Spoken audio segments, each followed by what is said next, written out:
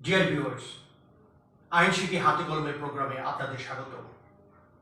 Brighton English BD পরিচালিত আইন শিখি হাতে কলমে এই প্রোগ্রামের মাধ্যমে আপনারা জানতে পারবেন বাংলাদেশের দণ্ডবিধি, বাংলাদেশের ফৌজদারি কার্যবিধি এবং বাংলাদেশের দেওয়ানি কার্যবিধি সহ আইনের সমস্ত খুঁটিনাটি বিষয়গুলি।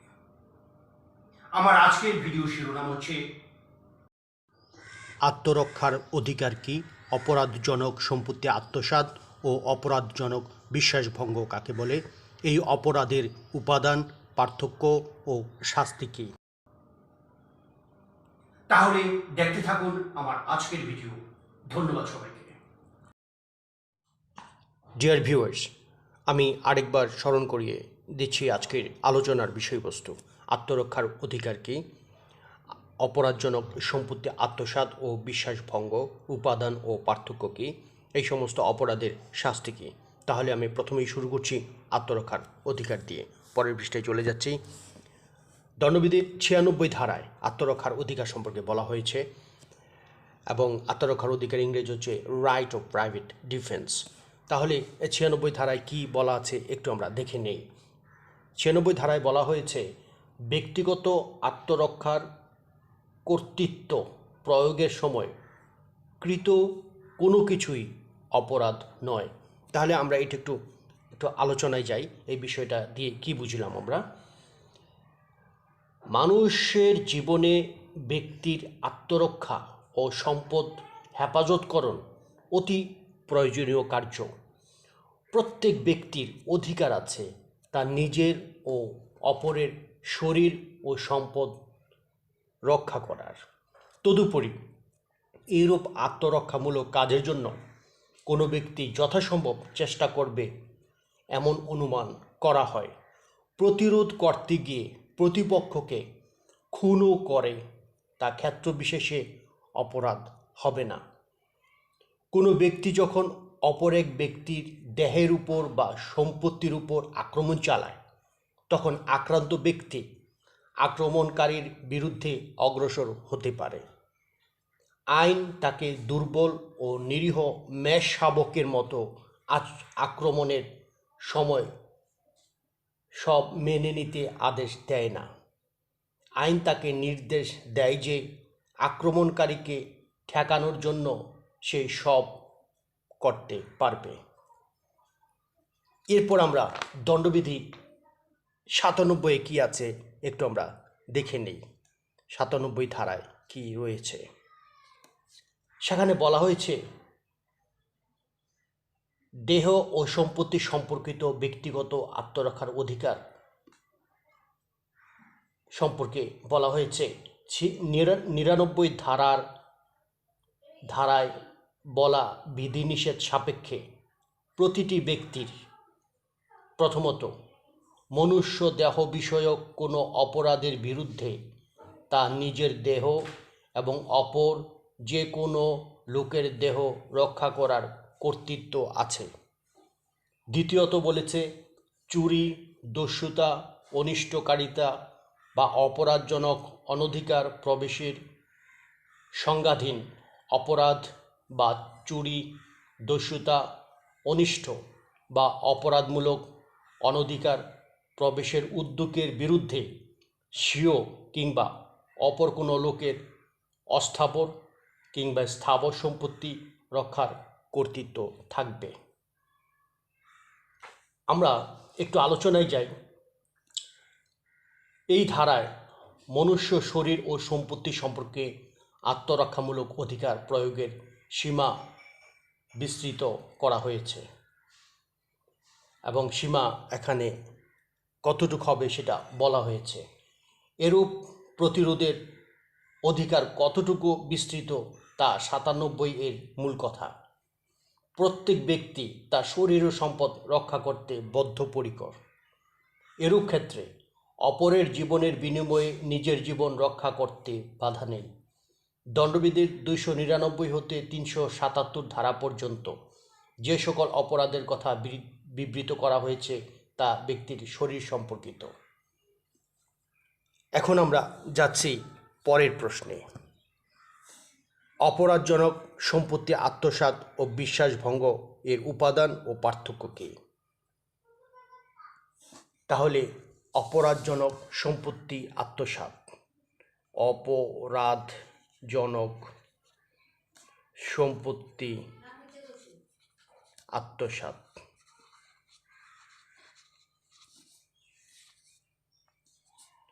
দণ্ডবিধির 403 ধারায় অপরাধজনক সম্পত্তি আত্মসাতের সংজ্ঞা দেওয়া হয়েছে। সেই সংজ্ঞা অনুযায়ী 403 ধারা অনুযায়ী কোনো ব্যক্তি অসাধুভাবে কোনো অস্থাবর সম্পত্তি আত্মসাৎ করলে বা তার নিজের ব্যবহার্য সম্পদে পরিণত করলে তাকে অপরাধজনক সম্পত্তি আত্মসাৎ বলে। এটা হচ্ছে 403 ধারায়। এই সংজ্ঞা থেকে আমরা বুঝতে পারি কোনো স্থাবর সম্পত্তি অপরাধজনকভাবে আত্মসাৎ করা যায় না। স্থাবর বলতে ইমুভেবল, যেটাকে মুভ করা যায় না, সেটা স্থাবর সম্পত্তি। আর 403 ধারায় যে সম্পত্তির কথা বলা হয়েছে সেটা হচ্ছে অস্থাবর সম্পত্তি, মুভেবল প্রপার্টি। তাহলে দেখা যাচ্ছে সম্পত্তি আত্মসাৎ হলে উক্ত সম্পত্তি অবশ্যই অস্থাবর সম্পত্তি হতে হবে। এছাড়া এই ধরনের সম্পত্তি আত্মসাতের জন্য অপরাধীকে সম্পত্তির প্রাপ্তির জন্য কোনো চুক্তিতে আবদ্ধ হতে হয় না, যেটা অপরাধজনক বিশ্বাস ভঙ্গের বেলায় প্রযোজ্য। সুতরাং এখানে অপরাধমূলক বিশ্বাসভঙ্গ থাকে না। কোনো ব্যক্তি অপরাধজনক সম্পত্তি আত্মসাৎ করলে তার 2 বছর পর্যন্ত সশ্রম বা বিনাশ্রম কারাদণ্ড বা অর্থদণ্ড বা উভয়দণ্ড হতে পারে। এখন আমরা যাচ্ছি অপরাধজনক বিশ্বাসভঙ্গ। অপরাধজনক বিশ্বাসভঙ্গ।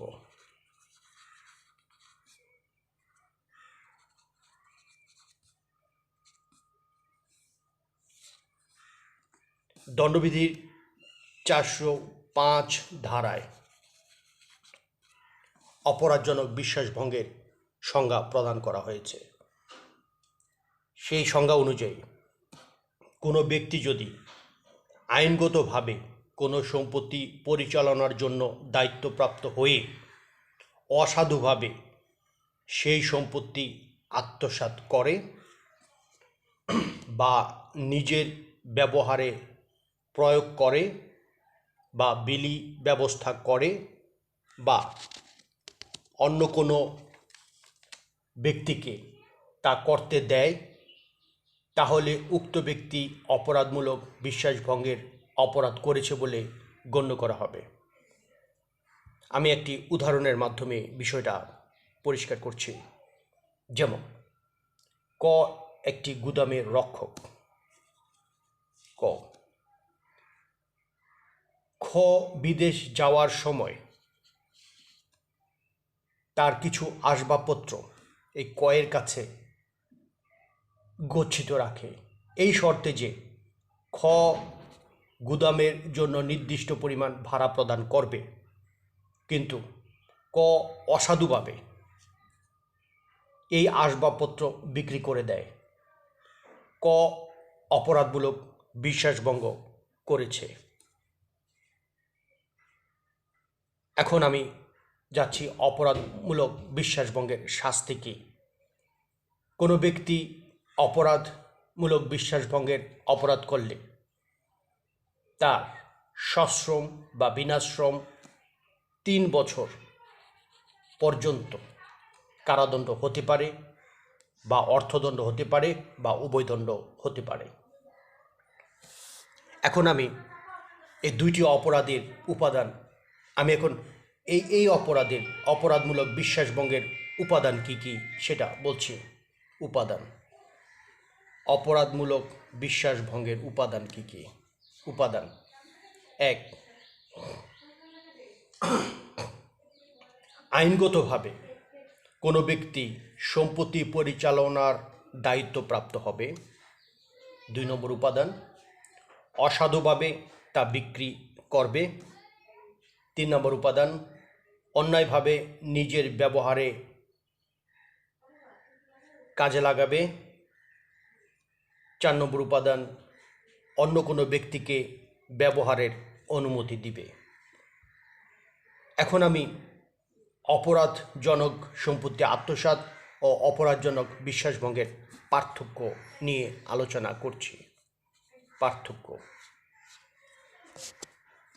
1 নম্বর পার্থক্য, সংজ্ঞাগত পার্থক্য। কোনো ব্যক্তি, এখন আমি অপরাধজনক সম্পত্তি আত্মসাতের পার্থক্যটা বলছি। কোনো ব্যক্তি অসাধুভাবে কোনো অস্থাবর সম্পত্তি আত্মসাৎ করলে বা তার নিজের ব্যবহার্য সম্পদে পরিণত করলে তাকে অপরাধজনক সম্পত্তি আত্মসাৎ বলে। আর অপরাধজনক বিশ্বাসভঙ্গের বেলায় কোনো ব্যক্তি যদি আইনগতভাবে কোনো সম্পত্তি পরিচালনার জন্য দায়িত্বপ্রাপ্ত হয়ে অসাধুভাবে সেই সম্পত্তি আত্মসাৎ করে বা নিজের ব্যবহারে প্রয়োগ করে বা বিলি ব্যবস্থা করে বা অন্য কোনো ব্যক্তিকে তা করতে দেয়, তাহলে উক্ত ব্যক্তি অপরাধমূলক বিশ্বাসভঙ্গের অপরাধ করেছে বলে গণ্য করা হবে। 2 নম্বর পার্থক্য, প্রতিশব্দগত পার্থক্য।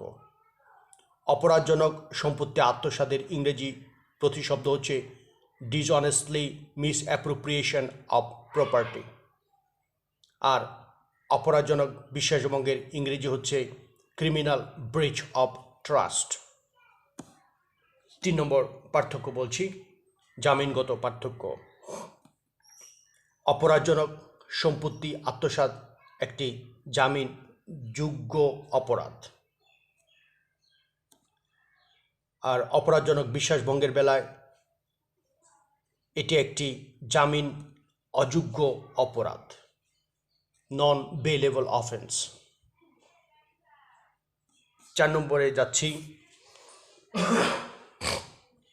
4 নম্বর ধারাগত পার্থক্য কি? দণ্ডবিধির 403 ধারায় অপরাধজনক সম্পত্তি আত্মসাতের বিধান উল্লেখ করা হয়েছে, আর অপরাধজনক বিশ্বাসভঙ্গের সংজ্ঞা ধারা উল্লেখ করা হয়েছে 405 ধারায়। সম্পত্তিগত পার্থক্য নম্বর 5, দণ্ডবিধি। অপরাধজনক সম্পত্তি আত্মসাৎ শুধু অস্থাবর সম্পত্তির ক্ষেত্রে প্রযোজ্য। অস্থাবর মুভেবল প্রপার্টি, এবং অপরাধজনক বিশ্বাসভঙ্গের বেলায় স্থাবর প্লাস অস্থাবর উভয় ক্ষেত্রেই প্রযোজ্য, অর্থাৎ সকল সম্পত্তির বেলায় প্রযোজ্য হবে। আমি 6 নম্বর পার্থক্য বলছি, চুক্তিগত পার্থক্য। অপরাধজনক সম্পত্তি আত্মসাতের ক্ষেত্রে অপরাধীকে সম্পত্তি পাওয়ার জন্য কোনো চুক্তিতে আবদ্ধ হতে হয় না, আর অপরাধজনক বিশ্বাসভঙ্গের ক্ষেত্রে অপরাধীকে সম্পত্তি পাওয়ার জন্য চুক্তিবদ্ধ হতে হয়। 7 নম্বর আমি শাস্তিগত পার্থক্যে যাচ্ছি। অপরাধজনক সম্পত্তি আত্মসাৎ এর শাস্তি 2 বছর পর্যন্ত সশ্রম বা বিনাশ্রম কারাদণ্ড বা অর্থদণ্ড বা উভয়দণ্ড, আর অপরাধজনক বিশ্বাসভঙ্গের শাস্তি 3 বছর পর্যন্ত সশ্রম বা বিনাশ্রম কারাদণ্ড বা অর্থদণ্ড বা উভয়দণ্ড হতে পারে। তাহলে আমি সর্বশেষ শাস্তির বিধানটি আমি বলছি, এই 2টি অপরাধের জন্য শাস্তি কি? শেষ প্রশ্নটা ছিল আমার। অপরাধজনক সম্পত্তি আত্মসাতের ক্ষেত্রে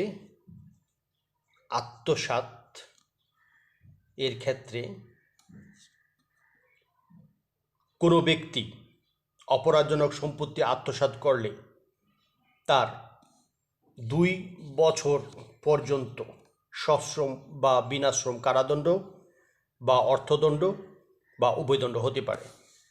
আর বিশ্বাসভঙ্গ, অপরাধজনক বিশ্বাসভঙ্গের বেলায় শাস্তি হচ্ছে, কোনো ব্যক্তি অপরাধজনক বিশ্বাসভঙ্গ করলে তার 3 বছর পর্যন্ত সশ্রম